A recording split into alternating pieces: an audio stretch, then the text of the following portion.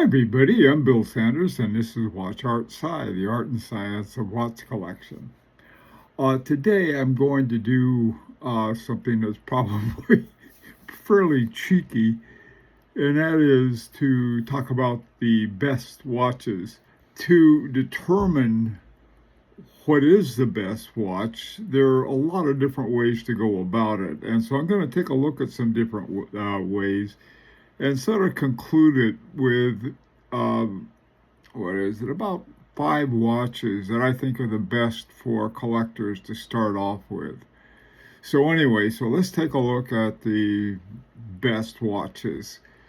Um, the first way to, or one way really, is to find the best watch, is to see the ones that have the most sales. Now, this is not in terms of numbers, but in terms of how much money they make and a certain type of watch. They call them luxury watches. So if we do it that way, at the very top is Rolex, which is a surprise to nobody. And at the 2023, I think these figures are from, 11 billion and 11.21 billion. Okay, so they win. And at the very, these are the top 10. At the bottom is IWC with a part the 805.9 million.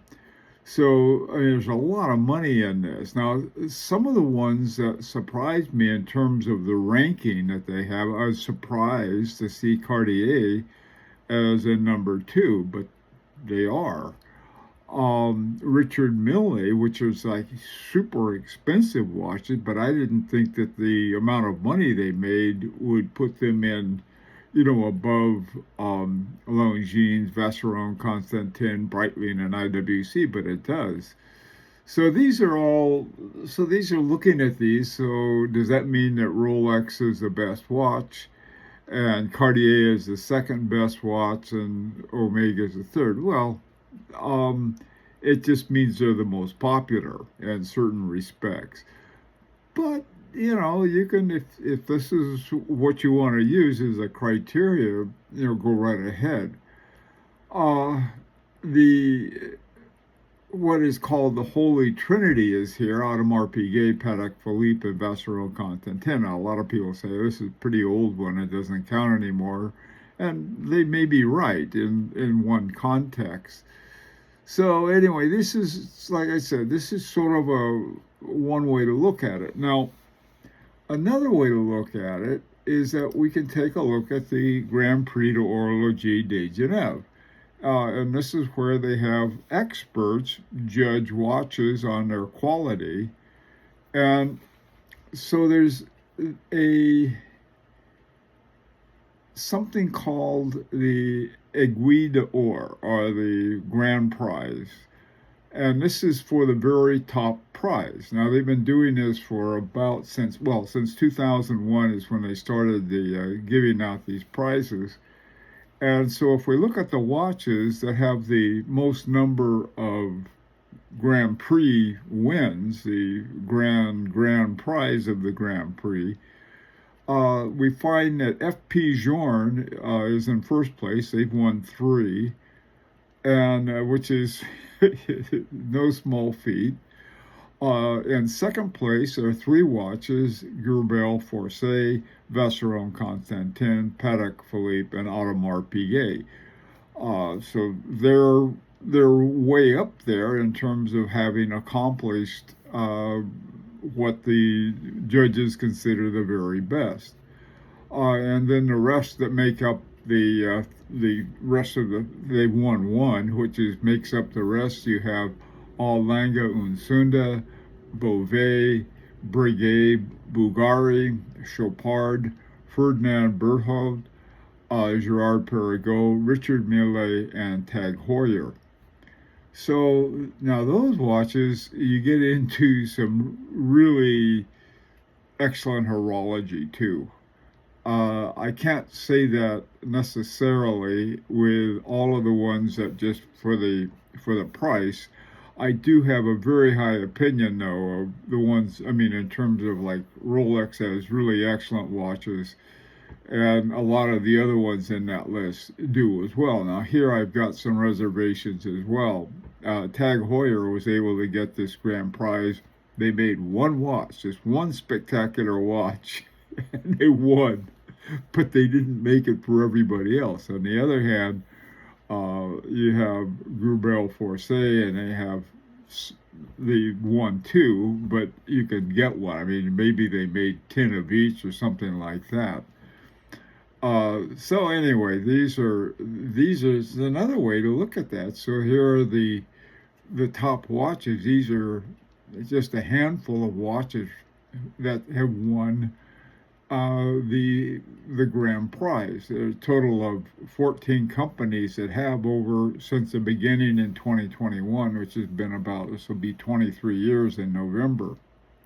Okay, so that's another way to find some top watches. Now, which ones are affordable there? You can find some affordable ones, obviously, with Tag Heuer, especially since they only made one. I think Girard-Perregaux has a lot of really good bargains. Chopard does. Chopard and the LUC series.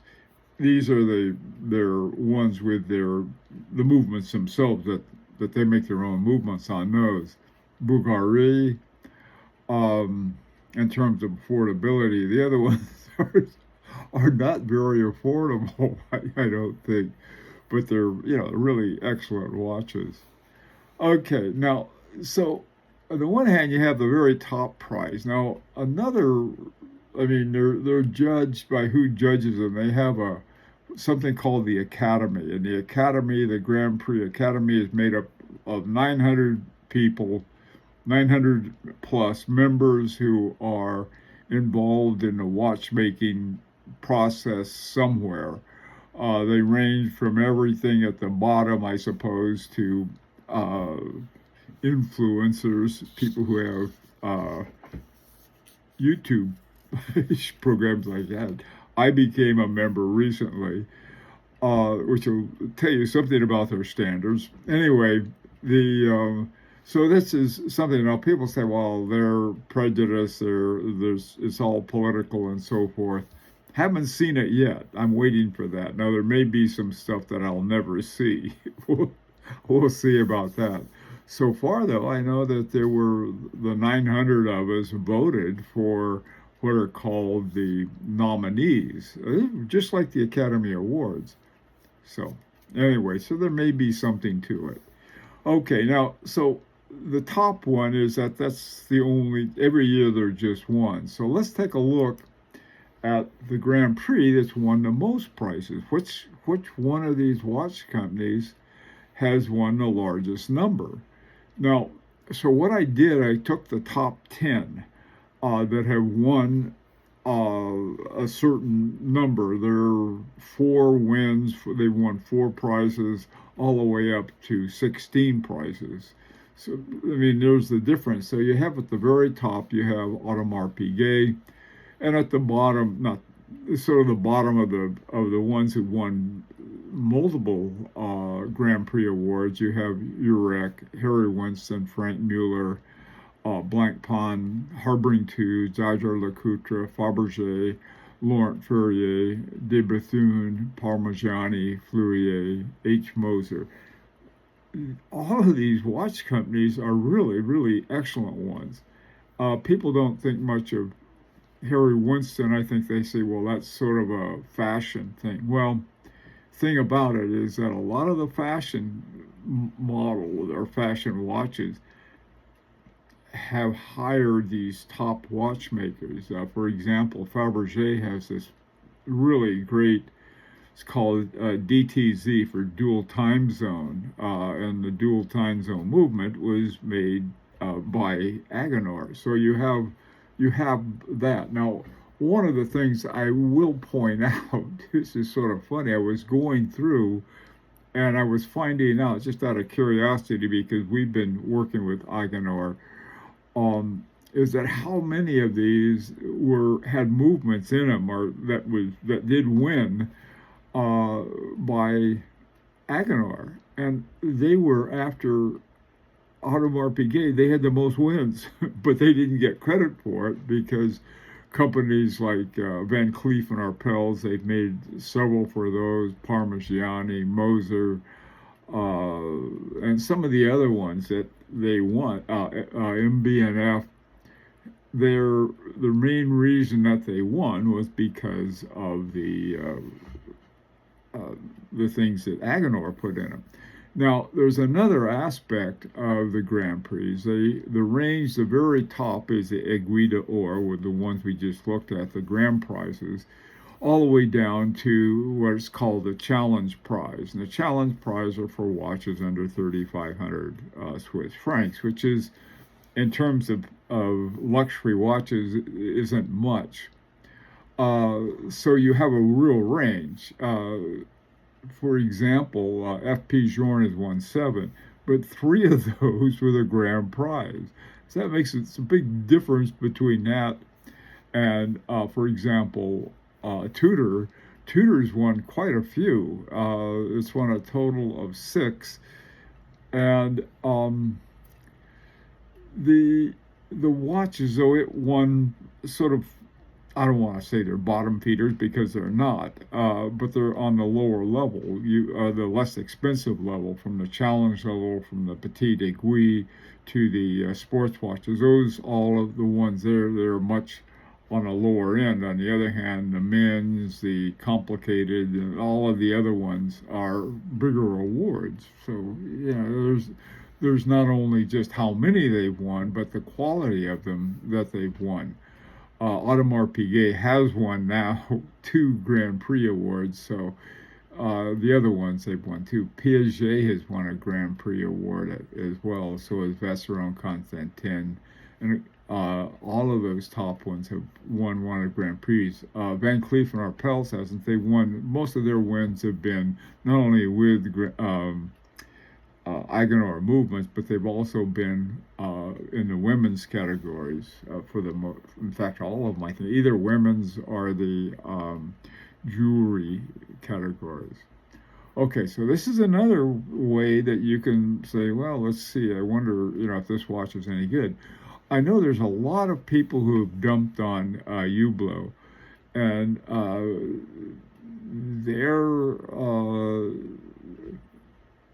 they've won 5. They're 9 out of 10s. They're one of the 9th out of the top 10. Still, that's really something. I mean, also they're in pretty good company with Girard-Perregaux and Bulgari. Okay, so that's another way that we can say, well, these are top watches. One of the things I would say with Grand Prix awards, I don't think some really deserving German watches outside of Allanga have gotten much of a break. Harbring 2, which is Austrian, they've also done well. But other ones, some are really incredible watches, like Lang & Hein, nothing. And then, of course, I think some of them have just quit because of that. This company, Moritz Grossmann, makes fabulous watches, and they've never won anything. And you sort of say, you wonder about that. There's some other really top watchmakers who just haven't really won anything. Now, one of the companies, Rolex, has never won, and they have entered. And so is our company. So is Larique. So it's not a bad thing. It's just one of those measures that we use if we're saying, well, let's see, what's the best watch to get? Okay, now finally, I thought, well, I guess I might as well put in my 2 cents. And I picked 5 watches that I think are the best for collectors, entry level. The very first one is Harbring 2 Felix. Price-wise, I think they're around 5,000 now. You have the things that I think are important. It's hand wound. It is done by really a world-class watchmaker in Richard Harbring, but also in Marie Harbring. She's pretty good too. The second one is the Kadoki 3. Now, he's made three. They all have the same movement. I like this one, though. The 3 has sort of this three-track timing on it for the minute hand. Or is it the hour hand? One of the two, the hour hand. A neat watch. H. Moser's Heritage. H. Moser, now this is getting a little more expensive. The Kadoki as well has been going up in price. The H. Moser Heritage is one of the lower priced Mosers, but Moser has the Straumann hairspring and which is used by so many of the other top watchmakers who won a bunch of prizes. Of course, H. Moser has too, but not if you took out all of the hairsprings that are used in some of these other top winners, they wouldn't have won. So it's another reason it's a really excellent company. The Hermes H08 chronograph. Now, this watch, I'm not a chronograph fan, so but this one I think is really good. This is why. The movement, Hermes owns 25% of Vaucher, and Vaucher makes the movements not only for Parmigiani, but several other better watch companies. And Hermes provides something with a Vaucher movement. There is Dupré de Paz chronograph module on top of that. And for the price is the Hermes H08 has been very popular, and I think with a good reason for it. A mono pusher gives you a much cleaner, to me, for a chronograph, is a nice one. Now, finally, is a Rolex Air King. For instead of a luxury sports watch, why do I like it? I don't know, but I do. I do know. The original reason I liked it was that it had the same movement as the Milgauss had, which was protected against magnetization or magnets. But then they changed it, but they also changed the way in which the most affected movements are made, so it reduced it for all of them. The Milgauss was one of the early ones, and so I thought, well, getting one with a Milgauss for about 2,000 less than a Milgauss, I thought was a good one. But what I really like is the dial. The dial is based on a land racer called the Bloodhound, and originally, I don't know how or why, but this racer that was trying to, I think, go up 400, 500, 600 miles and break the speed of sound or something. It was really incredibly fast when they put it out on the salt flats out in Utah. And so, well, anyway, Rolex made the dials for them. So then when the Air King came along, they said, they gave it the same style of dial. I thought, oh, that's sort of fun. That's sort of a neat thing. So I've liked it for that.